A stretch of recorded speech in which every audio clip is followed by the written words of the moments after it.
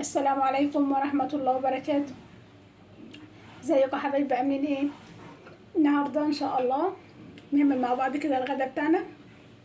عندنا اول حاجة نص كيلو من اللحمة، انا قطعتها مكعبات متوسطة بالشكل ده.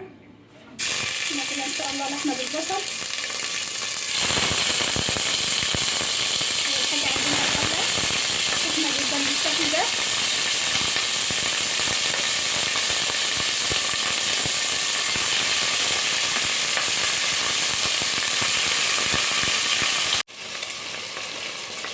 اللحمة شوحت معانا كويس جدا بالشكل ده.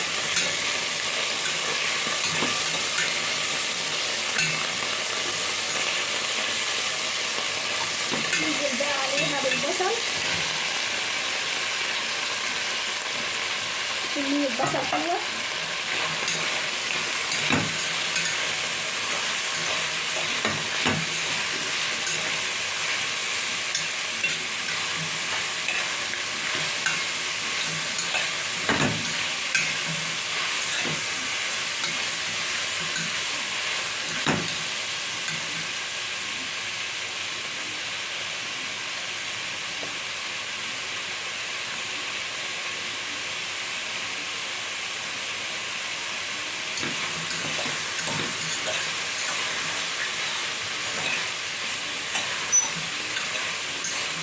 هنجهز بقى مية سخنة.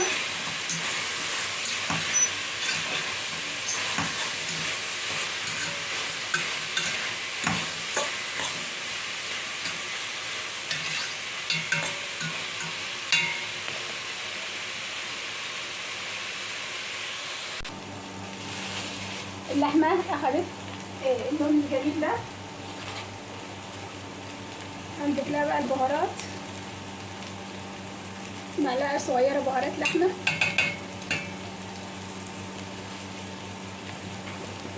وعندنا كمون وكزبرة وفلفل أسود، نص معلقة صغيرة،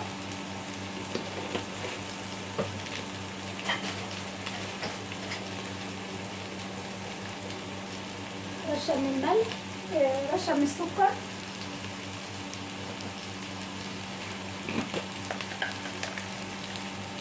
معلقة صغيرة من الملح،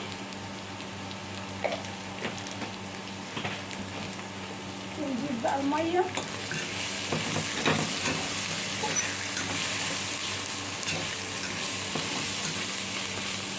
نضيف مية شوية صغيرين، مية سخنة.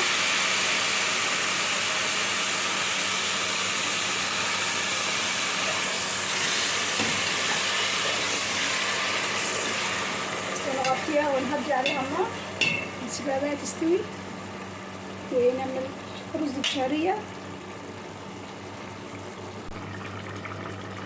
اللحمة بتستوي معانا بالشكل ده.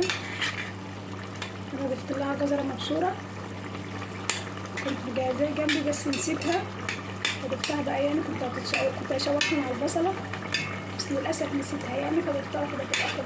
يعني اللحمة بقى تعمل تسوية، نعمل لها شوية صوص كده، نكرمل كده معلقة سكر،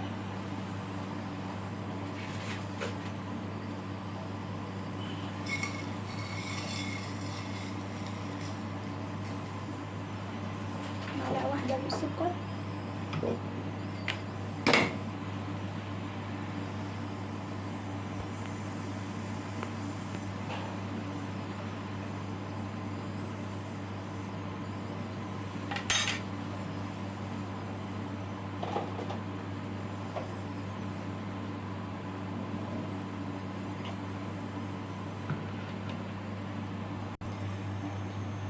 مع معلقة السكر كرملت، نضيف لها معلقة دقيق،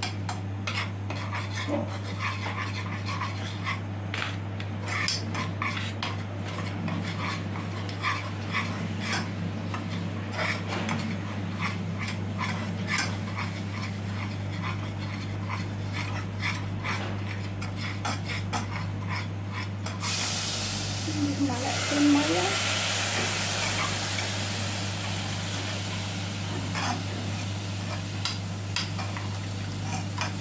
نهدي بقى النار نسيبها كده تسيح براحتها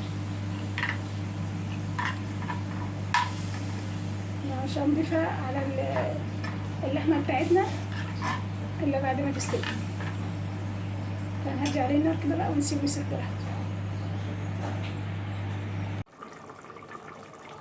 اللحمة معانا بالشكل ده خلاص كده استوت. عندنا بقى الصوص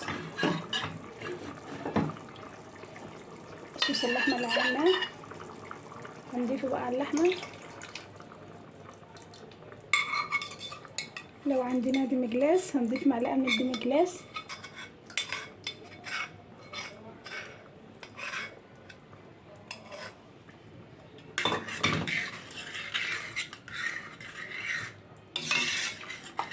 سيبوا بقى كده تاكلي غلوة مع بعض والصوص يتقل كده معانا شوية وكده يبقى اللحمة بتاعتنا جاهزة.